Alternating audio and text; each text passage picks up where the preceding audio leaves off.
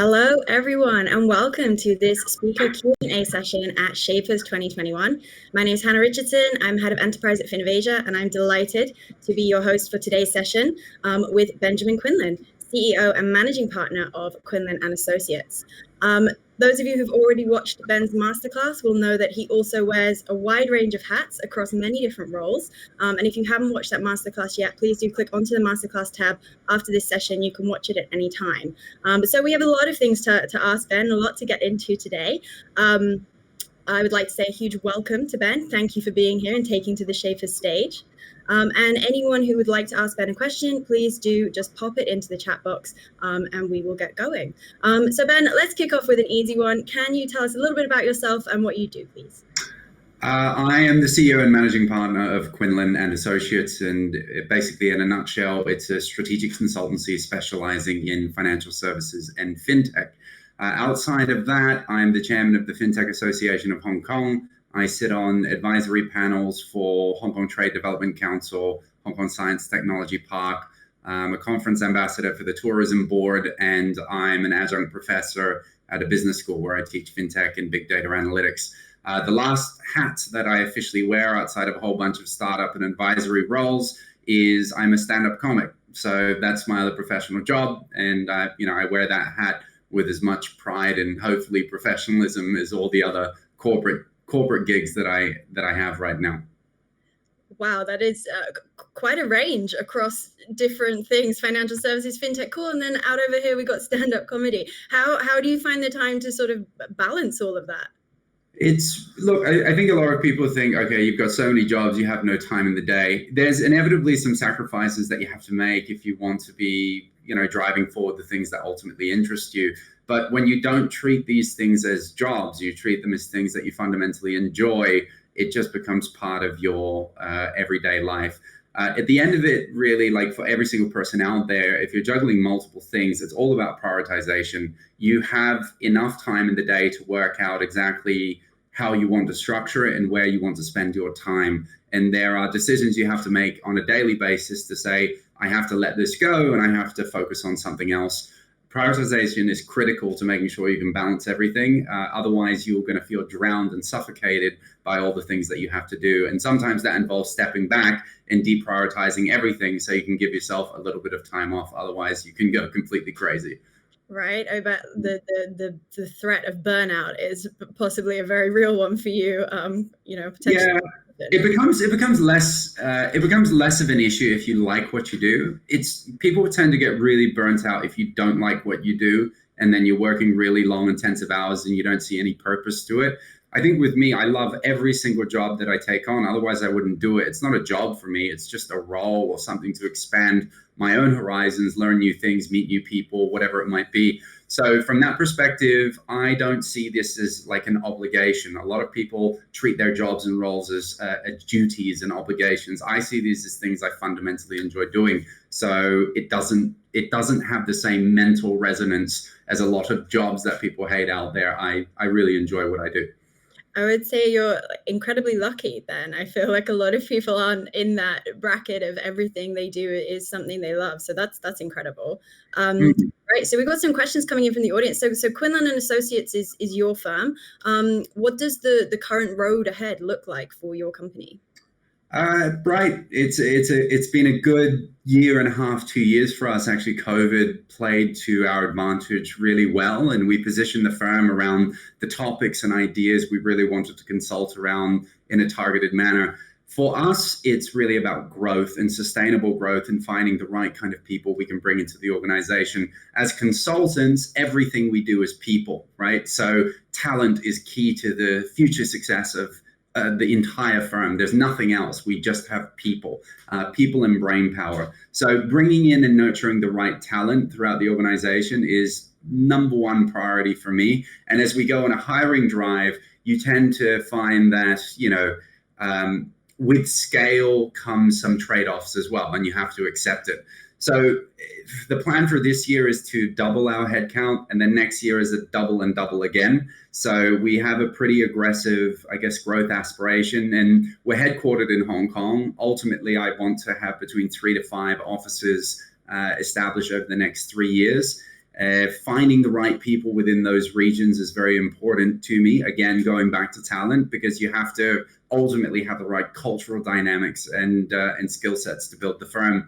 But in this day and age, I've actually rethought it. We've got clients all around the world and everything is remote. We're on a Zoom conference right now. So it hasn't really impeded our ability to service clients from offshore. And I think our model was very much built around the ability to service offshore. We're not the kind of consulting firm that throws staff out of client office 5 days a week. I hate that model. We often need to be left alone to think through problems and then touch base with the client once a week to share our views and insights. And it allows us to kind of have that separation where the client gets on with their things. They don't have to worry about the project too much. You leave it with us and we move on with it. So growth is very important in terms of people, in terms of reach, and maybe another potential vertical outside of financial services. We do tons of work in education. We've done work in renewable energy. We've done work in consumer retail. All of this has been on inbound inquiries, so we don't actively market it. But I think we're now at the point we've done so much project work in this area, we may consider expanding our new domains or industry verticals that we want to go after. Fantastic. So a lot in the pipeline. And mentioned about talent, and this leads really nicely into the next question we've been sent, which is, what are some of the most valuable skills and what are the sort of the non-negotiable must-haves for your team and your talent? Almost attitude is everything. It's not a skill set, it's a mindset. So a lot of people come into careers with maybe a fixed mindset or a fixed view. I love growth mindset. I love people that jump at opportunities. I often say your career is whatever you make of it. If you want to have the cruisy balanced career, by all means, if that's suitable for you. But if you ultimately want to accelerate and put your hands up and stretch yourself to do something outside of your comfort zone, that's really how you grow. That's how I've grown myself. I haven't just done all the things that I know exactly how to do. I push myself to learn things every single day. I think from a consulting perspective, EQ is absolutely critical, and IQ. So you have to have a certain level of intellect. You can't do this job if your brain isn't switched on in a certain way, because it is intellectually challenging. But I think the EQ is just as important, if not more important, because it's all about communicating with clients and your colleagues to solve problems. And when I talk about problems, the most important area in terms of problem solving is critical thinking, because we live in an environment where information is ubiquitous. When I see people argue with each other or debate things, they'll be like, oh, I saw on Google or I saw on YouTube. So you're defaulting to really shitty and shortcut information where you don't critically think. And I think in the day, this age of social media, whenever I log onto YouTube, whatever I watched before, they'll reinforce that narrative again with something comparable that will just bias my mind or keep my train of thought is a very one-track mindset. So trying to understand two sides to every conversation is really, really important. And critical thinking means problem diagnostics. A lot of people may say, I see a problem and that is why. My view would be, are you sure? Because a lot of the time that might not be the cause of the problem. It seems so apparent, but there may be something else. Another one is really, once you diagnose the problem, how do you solve it? Because there's so many different angles or levers you could pull to try and address that issue. What you tend to find is maybe the lever you thought would be the most appropriate doesn't work. So you need to stretch your thinking to work out, how do you get to the crux of this particular problem? So critical thinking is very, very important in that context as well. Gotcha. And this also ties in quite nicely. Edith has asked, since establishing your own business, what has been a challenge that you have seen as a failure at the time? So, maybe that critical thinking didn't come through for you or something like that, but that actually turned out to be a blessing in disguise. The whole journey is like, people talk about this concept, this abstract concept of failure. It depends how you contextualize a particular event. So I could go through and let's say run through an RFP process or be targeting a client and then it doesn't come through. It doesn't mean you failed. It's just learning. Life is not about every single thing you do is going to hit. If people see all the success of what we've achieved, they haven't seen all the shit I've had to eat along that journey. And there's a lot of things you have to learn as a business owner and a CEO to basically say, I have to prioritize. I have to work out what things matter. I have to understand that failing just comes with the territory. It's not a failure. It's just you hit or miss. It's like when you're the leading, like Michael Jordan, right? Michael Jordan was the greatest of all time basketball player, but his field goal percentage was 50%, which means he missed half of his shots, but he was still the best that ever was. So you need to contextualize it. Is like Michael Jordan didn't sit there saying, why did I miss half my shots? It was just, that's the nature of the game. You hit, you miss, and the idea is to make sure that your strike rate or your hit rate starts to go up over time. And you learn through all of the experiences what ultimately does resonate with clients, resonate with the team. You take out the bad habits and you let the best ideas win. So from my perspective, all of these things, like as I went through, there were times in my career where a lot of people think, oh, you have it all figured out. No one has it all figured out. There's no such thing. Every CEO, when they start their job, has never been a CEO before. It's the first time they became a CEO. So you need to sit back and be honest with, what am I good at? What are the areas that the firm is going to get most value from in terms of where I focus my time? And then for the other things, how do I bring the right people in and empower them to do their job without breathing down their neck? How do you give people that ownership and empowerment to really thrive and grow in the role? So that's been an important part for me. But there were times, there's no question about it, where I was considering, do I pack up and leave because I'm getting tapped on the shoulder by a big firm to be a partner there?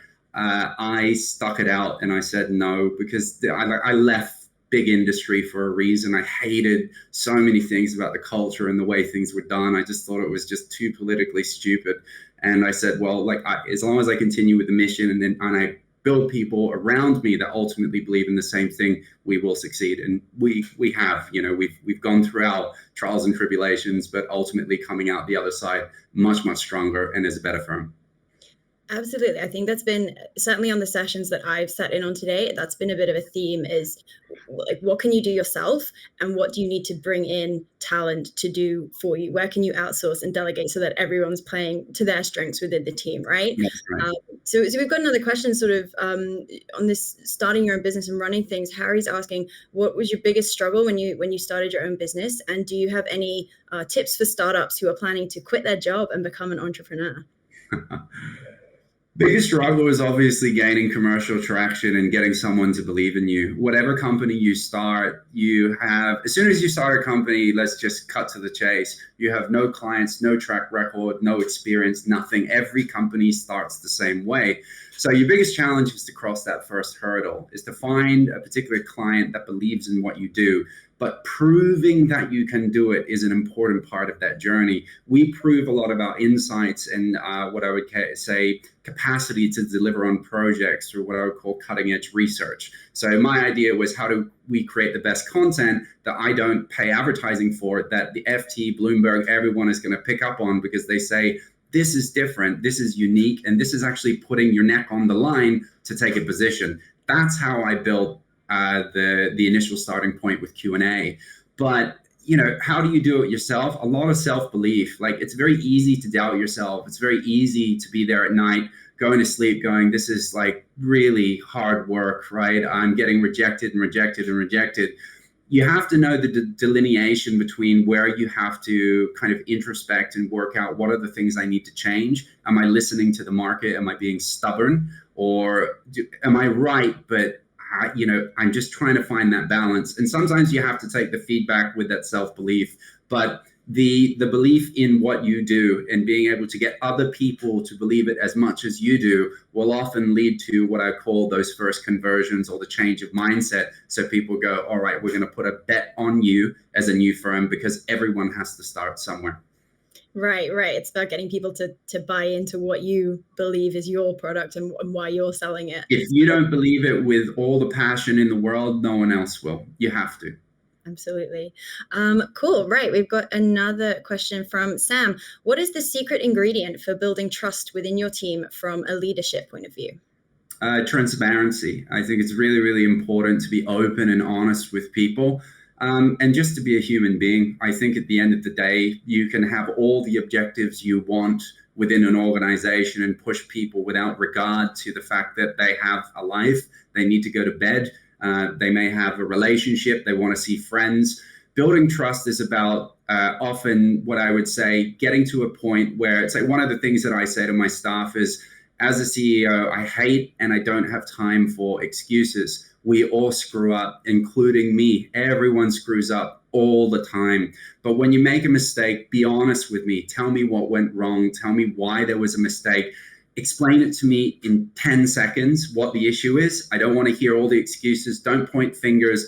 Own it. Own that particular problem, whether it was directly you or not, and say, look, there's no point in going into what the underlying issue, whose fault, whatever. This is the problem, and this is how we fix it. And that is ultimately what matters. And I think that transparency, where people can either hide from things that go wrong or present them forward, if it's a two-way street. So ultimately, if I want to empower and build trust with my team, there has to be the kind of view where I can open up to my CEO, tell him what is going on, and that CEO will recognize this isn't going to work against you in your career. I admire the courage for you to come forward and be transparent in that way. I think the other side of it is, when I say being a big human being, is, there are people that have come to me, my father is unwell, I need to travel, I need to whatever. Look, mission critical first when it comes to business, but in my view, family always comes first. So that's the prioritization you need to work with. And as long as you understand that people are human beings, at the end of the day, we all have our own personal problems and issues to attend to, then people will start to understand you're a decent person. And I think it's just about reasonableness at the end of the day. I think that's such a good point. Like these sort of unreasonable expectations on your employees, especially in this day of ultra connectivity. You can be online at any time, speak to anyone across the world. It is nice to know that your boss has your back. If you need to clock off and do something, do it, come back and do your work. It works, So I think that's a really important point. We've got a question in from Katrina. What is the most productive question you can ask a fellow entrepreneur in a different industry, and why? What makes you tick? I think at the end of it, you've got to ask people what makes them get out of bed and do the thing that they do. And when you understand the mental drivers of the decisions that push entrepreneurs forward, you can understand whether do I share those same common things, because different entrepreneurs do it for different reasons. Some people do it because they hate the idea of the corporate world and they never want to go back. So they're literally repulsed by the idea of working for someone else. Some people do it because they just know they've got a better idea. Some people do it because maybe they have an overinflated self-confidence. Some people do it because they like the freedom and the autonomy. Everyone has a different driver as to what makes them go out and set on their own path. I always like to know what makes people tick, because you often find the commonalities between the way you think and what made you make the decisions that you made around the career path you want to take. So I generally think it's, and you'll see some of those industry dynamics. I think to answer that second part of the question is really, what made you tick in this industry? Because if I speak to people in finance, they'll say, it doesn't matter how much I get paid. I just don't like these people, or I don't like the politics. If you go to somewhere like a fashion house, it may be there's a lot of, subtle egos and passive aggressiveness. I don't know. I'm just saying these are things that could come up in different industries. The more you understand about them, the more you're able to relate it back to your own experience, and at least understanding what the issues are within an industry that you may want to target in future. That's always important contextual reference point. Right. So would you say it's actually quite useful to network with people from different industries? It might seem maybe counterintuitive at the start to maybe go to an event that's not directly linked to what you do, but would that be a good way to sort of get yourself thinking? Or there's no such thing as a network that doesn't pay back in dividends. I think the more you invest in getting to know people, the more you'll be surprised about not necessarily what door they may directly open up, but someone they know. It's amazing how many people I've met in industries that aren't correlated to what I do that say, hey, my buddy is working in this business. Perhaps I could put you in touch because they're interested in doing the following. Networks are really important. And at the end of the day, whether you're a tech company, whether you're a service company like me, business is all about people. There's nothing else to it. Your tech company is all about people because you've got to have the right people in the firm. You've got to have the right people who can sell your vision. You've got to have the right people that can go out and convince others to invest in you. It's all people. So, And why do people work with you? Because they like you and they trust you. It's as simple as that. And if you can, cross those barriers, regardless of what industry you're in, the word of mouth and reputation that will build around you tends to be more of a positive one. And you want to establish that positive reputation. When your name comes up in a conversation, you don't want people to smear you. Inevitably, it will always happen. There's no person in human history that can please everyone. It's impossible. But in general, you want your reputation in what you do professionally to come across in the right way. And the more you get your tentacles out into the market for people to say that about you, the better positioned you'll be. Excellent. And would you have any tips for anyone who sees networking as like a bit of a chore, as something that they feel they have to do as part of their role, but it's not actually something they really enjoy? Like, how can they enjoy it more or feel better at it? Okay, I can tell you that every single person feels exactly the same as you, if not worse. So, when you go into a room and you're like, hey, and you do the weird conversations, you have to rock up to someone and randomly strike up a conversation. No one likes it, but everyone's going to appreciate that you're the person that took the initiative to do it, because, it's an uncomfortable part of like social fabric. In this day and age, we're so accustomed to being like, what's up on WhatsApp? We date by swiping. Like, we lost so many of the social skills that allow us just to strike up a random conversation with someone. And, you don't need to think of it like a chore, or treat it like, I'm just going to get to meet people. And, the best way to relate that is to say that everyone else is feeling the same thing. If you're the person to take up that initiative, you will be the one to be remembered. So at least you can know you walk away from that networking event as the person who was proactive, who introduced themselves, and people will remember you. I assure you, if I'm at a networking event and I go around and meet a bunch of people, that one individual that came up to me and says, hi, you're Benjamin Quinlan, I'm da-da-da-da-da, it's very nice to meet you, or I've seen what you do, I follow what you do, I'll always remember that person. And rest assured, people will remember you in the same light too. So people feel the same, but you've just got to take the plunge. You've just got to go for Yeah. it. Fair enough. Right. We've got a question in from Christy. She says, how long did it take you to feel like you have succeeded? Oh, there's no such thing as like, there's no such thing as, oh, I've succeeded. It took me, 3 years. I said, I need to get through 3 years to know I won't collapse. Okay. So if I can pass that mark, then I've reached milestone 1. I need the next 2 years to see that I can start to scale. So we've passed milestone 2. There is no thing called success, right? Like, look, success in business means you can keep the lights on, continue to run your business, grow at whatever pace it is. Even if you're not growing, as long as you're operating and making a profit at the end of the day that satisfies you, then that's successful for you. And there's a million other dimensions to success other than the P&L figure. But with me, success is about, am I attracting the right people? Am I training them up in the right way? Do people leave work happy? Are clients smiling at the end of our projects? Success it's not an ideal that you can get and be like, I'm successful. It's not like that. It's a journey to be successful. And it's very subjective how you define it. So I think as long as I see progression and growth in myself, in my team, in the firm, each and every year, that we learn from our mistakes and we keep moving in the right direction, then I'll continue to consider us successful in what we do. And that's part of the joy of what I do. Right. I like that. An ongoing journey, new milestones, keep growing. And then, yeah, you sort of keep moving yourself forward at the same time. Right, let's have a look. Oh, okay, interesting one from Sue. Have you ever turned down a client? Yes, I have, for sure. There are people that I've literally spoken to and just thought, you're a douche and I don't like you and I don't want to work with you. It's the privilege you have when you run your own business, because often you don't have that capacity to do it. There are people that I've worked with who I pulled out of projects, refunded the money, and just said, you're just too difficult. You don't listen. And I've tried everything in my power as a reasonable person to give you the advice that you need. But of course, you need to get to a certain point where clients need to hear difficult advice. Strategy consulting is not about buttering people up. I didn't start a firm to just make people feel good. I started a firm to give people real hard-hitting advice. And that sometimes means I'm going to tell you things that you might not like to hear. but I'm telling you because I think it's the right thing for your firm. And if you can't take it, if you really struggle with it, then yeah, maybe we can't continue to work together. So I have turned down business. It's not the easiest thing to do.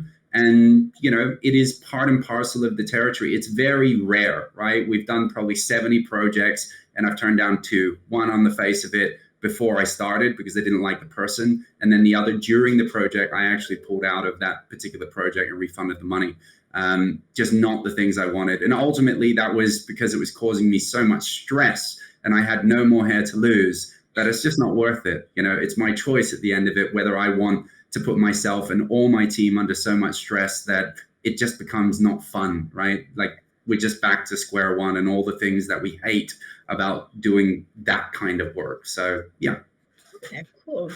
Right, we've got a question here from Radhika, which I think is quite interesting. How do you convince that you're charging accurately if a client does not want to pay for your services? They're giving examples of other service providers product or service isn't comparable. How do you stick to your guns that what you're charging is fair and accurate and that you deserve it? Well, there's price and then there's value. There's two very different things. If you want a job that costs you $5, I'll give you $5 worth of work, right? You have to know that there's two dimensions to this. Firstly, you have to reference where you price relative to your competition. If you're going out there and you're pricing 3x your next closest competitor, maybe you need a reality check to say that's not the market rate for what we do. The other part of it is you need to establish what differential around your delivery or your product or your solution is it vis-a-vis the competition. When we first started, I had to be quite, I would say, conservative around my pricing. As we've evolved as a firm, we're not a cheap firm anymore. We're expensive, but we're not ridiculous rates. And I can always use that as the anchor point when they say, oh, it's expensive. And my first response is get another quote from the big firms and you can give me a call once you've got that quote. And not only it's about that quote, look at the quality of the proposal and the work we do vis-a-vis what you're going to get. And I can stand behind that value, right? It's all about value delivery at the end of it. If you are delivering the client value, then they can feel, well, this is worth it. And you have to reference that against, people think about services as I'm spending money. You have to create an ROI around why their spend will ultimately return them something. In any business, it's not just about spend. Change what I would call a cost into an investment. And if you're good at that narrative, people will understand value as opposed to seeing you as just a cost or a leakage from their business. Right. I hope that answered the question for Radhika. I think that's some really useful insights there around the value, especially is something you should be considering. Right. So Charles has asked, how do you know that you are ready to start a company? It's very personal. It goes back to, look, I think there is a certain merit in doing certain things and learning from a corporate experience. I wouldn't snuff a nose and, everyone this day and age, and I don't know how old Charles is, and apologies because I can't contextualize it, but there's a lot of people, let's say, who leave uni that go, oh, I just want to be an entrepreneur. And I'll go, yeah, that's fine. There are stories about Zuckerberg and so on, but they're very few and far between. Most successful entrepreneurs are in their late 30s and early 40s. That's a fact because they've gone through their life and experienced things that other people haven't, and they've learned from that experience. So when do you know it's right? Look, as I said, when you ultimately feel like you can't take it anymore and you just absolutely loathe the experience of working for other people, or you just know your idea is going to fundamentally work and you have to have that self-belief. I think if you can see both sides of it and you know that you can deliver on the vision that you set out to achieve, you're ready. It's just a very personal choice. Right. Yeah, there's no sort of, right, you've graduated, cool, you can start a company. It's got to be that personal journey, right? Exactly. All right, we've got another question in from Sue. What are the key measurements of a successful partnership for you? For a successful partnership? Well, look, I think there's a couple of things.